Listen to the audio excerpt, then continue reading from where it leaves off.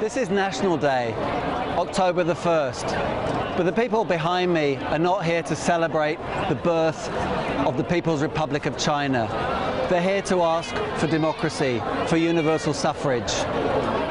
This is perhaps the apex of these demonstrations. Tens of thousands, perhaps hundreds of thousands of people have come out onto the streets of Hong Kong tonight.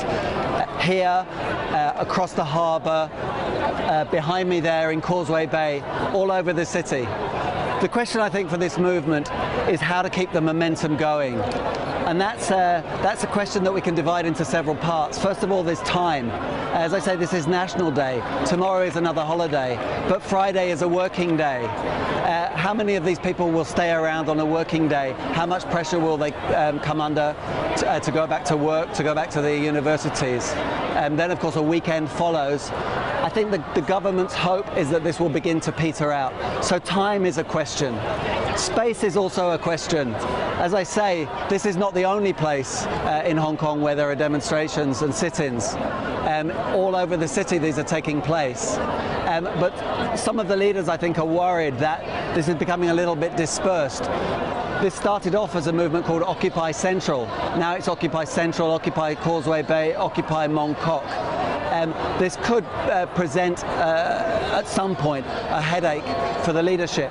And remember, the leadership is now quite fragmented. This was originally a movement called Occupy Central, but it's the students of Hong Kong, the younger people, who have really taken the initiative, who came here before Occupy Central were really ready to start their campaign and triggered the whole thing.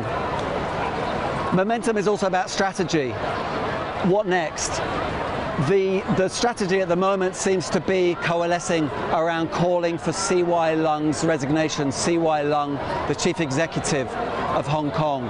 That's something that both the students and Occupy Central can agree on. Occupy Central, I think, are hoping that if CY Leung were to resign, they could perhaps persuade students to go home and perhaps begin negotiations to get some concessions on universal suffrage. But there's something else, which is that around me there are lots of people from Hong Kong, lots of citizens, but the one thing you don't see is police, certainly no riot police.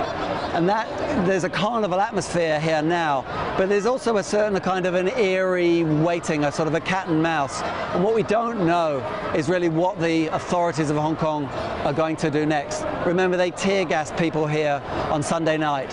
Now they've gone away, but what they do next is really a very big question that we'll have to wait for. This is David Pilling for the Financial Times in Hong Kong.